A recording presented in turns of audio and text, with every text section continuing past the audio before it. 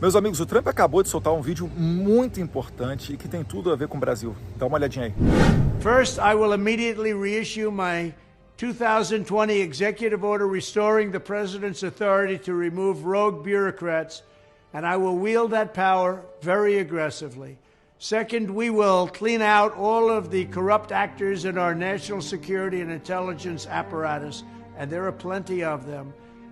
The departments and agencies that have been weaponized will be completely overhauled so that faceless bureaucrats will never again be able to target and persecute conservatives, Christians, or the left's political enemies, which they're doing now at a level that nobody can believe even possible.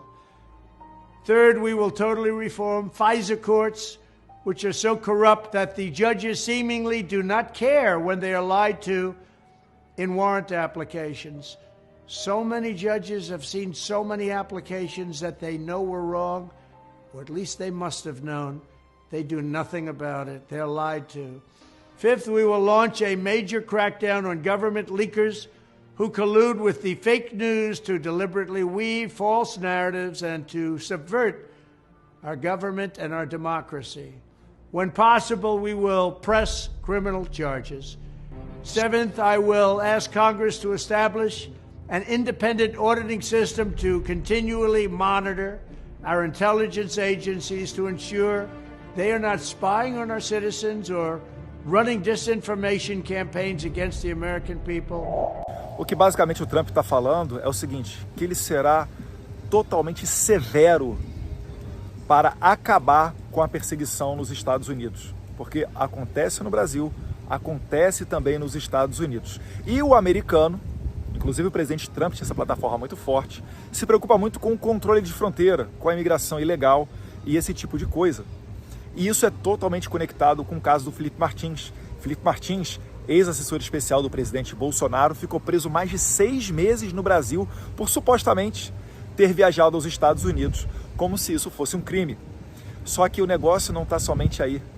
É que quando ele não foi aos Estados Unidos, é porque o Felipe Martins não foi aos Estados Unidos da maneira como a Polícia Federal do Alexandre de Moraes estava acusando ele. Só que foi inserida uma entrada falsa do Felipe Martins no território americano por burocratas de imigração norte-americana. E isso daí, agora que passou as eleições, virá à tona através do Congresso dos Estados Unidos, que um deputado, um senador americano, ele tem poder de requisitar, de chegar e chamar para ir prestar depoimento no Congresso, não somente os ministros, como ocorre conosco no Brasil, que temos esse poder. Um parlamentar americano pode chamar diversos burocratas, e eu tenho certeza, pegando as informações corretas, requerendo as informações corretas para as autoridades americanas, achando a pessoa que alterou, que falsificou a entrada do Felipe Martins nos Estados Unidos, a gente provavelmente também chegará nas autoridades brasileiras que provocaram os americanos para fazer essa inserção falsa. Isso daí é crime nos Estados Unidos. Isso daí, a gente está falando que as consequências são muito piores do que apenas a autoridade estrangeira perder o seu visto.